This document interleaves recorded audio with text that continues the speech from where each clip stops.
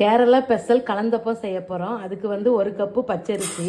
இதை கழுவிட்டு ஒரு 2 மணி நேரம் ஊற வச்சுக்கலாம். 2 மணி நேரம் ஊற வச்ச அரிசியை மிக்ஸி ஜாரில் சேர்த்துக்கிடுங்க. அரிசி கூட 3 ஏலக்காய், 1/2 கப்பு தேங்காய், 1/2 கப்பு சாப்பாடு, 2 உப்புக்கள் போட்டுக்கிடுங்க, 1/2 கப்பு தண்ணி. அரைக்கிறதுக்குள்ள நம்ம 3 வெல்லம் போட்டு வச்சுருக்கோம். இதில் 1/2 கப்பு தண்ணி ஊற்றி கரைச்சி எடுத்துக்கலாம். அரைச்சதை இந்த பவுலில் சேர்த்துக்கிடுங்க. இது கூட மிக்ஸி அலசி கொஞ்சம் தண்ணி ஊற்றிக்கிடுங்க. வெள்ளத்தை நல்லா கரைச்சாச்சு. சூடாக தான் ஊற்றணும். அப்படி சூடாக ஊற்றிக்கிடுங்க. நல்லா கலந்துக்கிடுங்க. 1/2 ஸ்பூன் சோடாப்பு சேர்த்துக்கிடுங்க. 1 ஸ்பூன் நெய் ஊற்றிக்கிடுங்க. கொஞ்சம் கட் பண்ண தேங்காவை போட்டு நல்லா வணக்கிக்கிடலாம். எண்ணெயில் நல்லா வணக்கியாச்சு. தேவையான அளவு கொஞ்சம் போட்டுக்கிடுங்க. போட்டு நல்லா கலந்துக்கிடுங்க. நல்லா கலக்குனதை 1 கரண்டி மாவு எடுத்து அப்படியே ஊற்றிக்கிடுங்க. ஊற்றிட்டு அப்படியே ஸ்லோவாக வச்சு வேக வைக்கணும். நல்லா சிம்மில் வச்சுருங்க. ஸ்லோவாக வச்சு வேக வச்சாச்சு. அப்படி மாற்றி போட்டுடலாம்.